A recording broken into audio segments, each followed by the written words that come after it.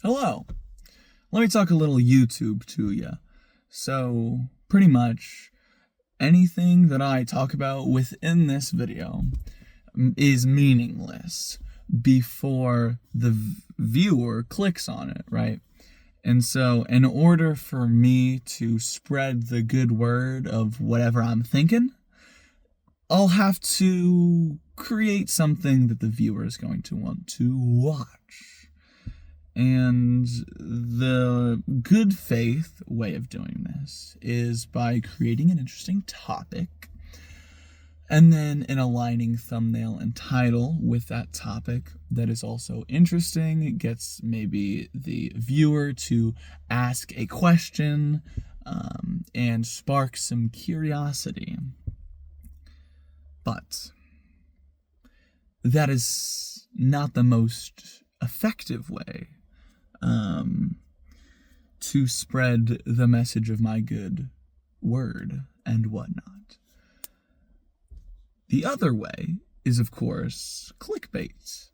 A title and thumbnail that align together in order to give the viewer a gut reaction, something polarizing, so that people can hate watch and people can love watch.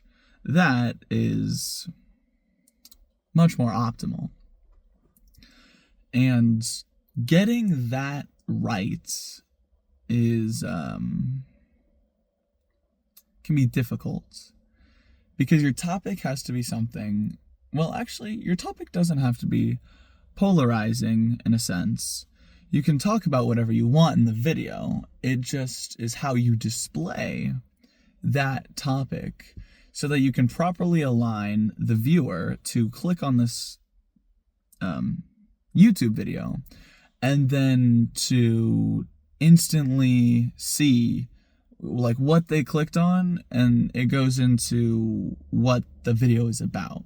So those two things need to be linked as well.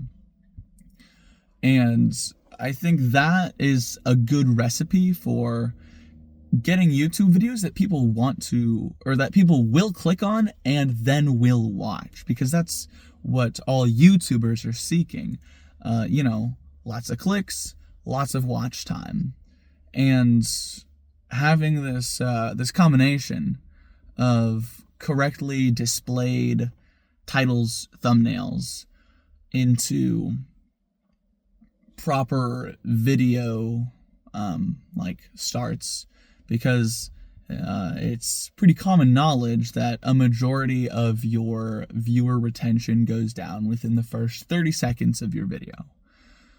So people, although it might be getting shorter as attention spans are decreasing on the web, so maybe you only have like 15 seconds now to really get the viewer in. And honestly, if you can do it in the first 5, they're locked in. Because if you can get in the first 5 and then get them from that 5 seconds to like 45 to a minute, then that viewer is locked. And all in all, my videos are very not well made. It's just a camera with no audio equipment. It's the camera microphone, and really I should get a microphone and improve the quality of my videos, and maybe actually have an opening hook, because a lot of what YouTube is trying to tell a story, and good stories start with strong hooks.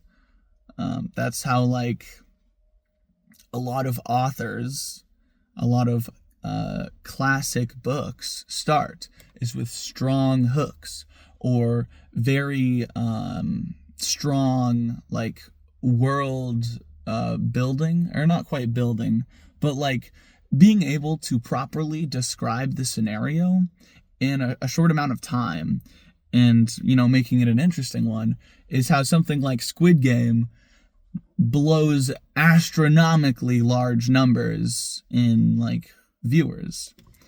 Is you get an interesting scenario and you're able to get that scenario going at the beginning. Like, having everything culminates into that is good story writing. And I try and make my videos kind of storyish. They certainly go places that they don't need to, and are a lot more informative than most stories, because I want to, like, spread some knowledge that I have that I think is useful. And, I don't know, people are kind of addicted to information, and so if I can some information at you, then you'll want to continue watching, because I might say something else that's, useful. And that's why you keep scrolling. Not just because it's a Skinner box, but because, there might be something useful in there, and it's really easy to do, so you might get some piece of knowledge that is very important or something.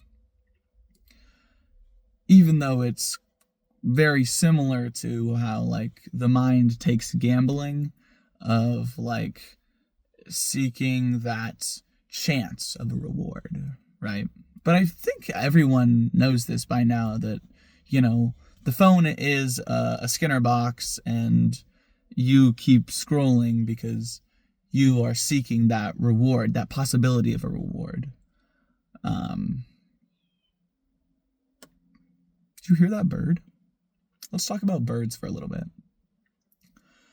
They are interesting creatures. I think crows are one of the most interesting, like, creatures on this planet, because there's, like, some freaky stuff in the ocean and there's some wacky stuff on land, but crows are, like, the weird stuff in the sky.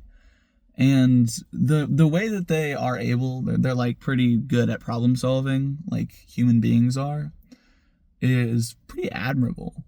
And they represent a lot in like media, I guess. They just have a lot of aura, crow aura, of, being like emo and frightening, but also having, like, a lot of beauty and symbolism of like death or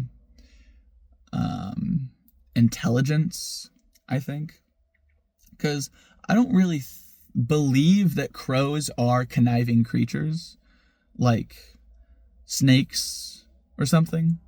And so that gives them this interesting, like,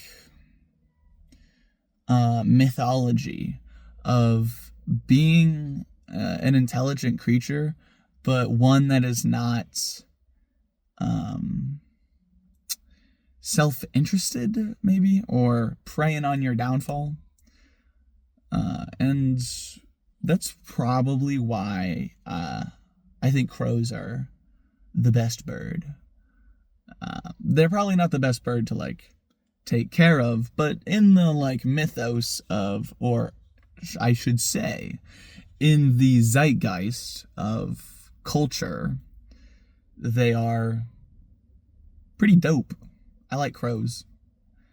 And maybe I can get a conclusion here for this little story that I've made, combining crows and the YouTube game. So if I put crows in the thumbnail, right, in the background, which I won't do because I do not edit these videos or work to make a thumbnail, then it would play really well into like, if I could create a metaphor of sorts through crows and, like, the YouTube pipeline of thumbnail to video, of how you have to be intelligent and how problem solving is important for that, and how I just think crows are cool.